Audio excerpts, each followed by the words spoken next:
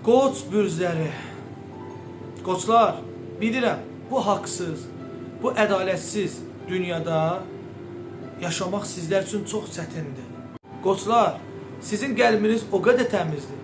Çirkin insanlar sizi başa düşə bilməz. Xain insanlar ətrafınızda çoxdur, bilirəm. Mən qoç haqqında bir söz deyəcəm, bu tərif deyil.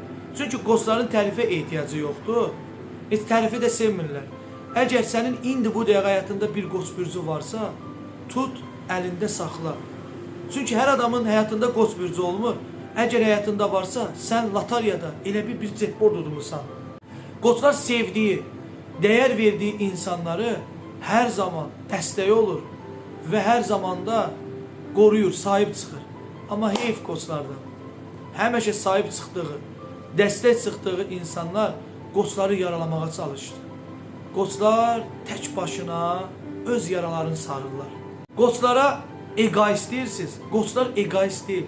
Qoç bürcündə olan insanlar iki üzdü, səmimiyyətsiz insanları sevə bilmir. Əgər bir insanda hiss elədirsə iki üzdü, səmimiyyətsizlik hiss elədirsə o insanlara qarşı divarlar örür.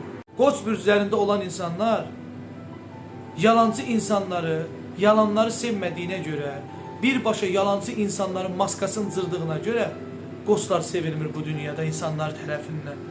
Qoç bürcündə olan insanlar kimsə onu yalandan sevsin deyə xarakterini dəyişməzlər.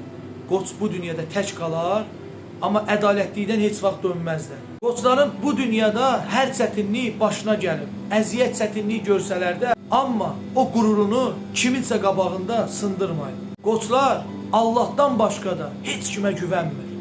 Bir qoça dəyişirmisən demə. Çünki qoçları inamın sizlər sındırdınız.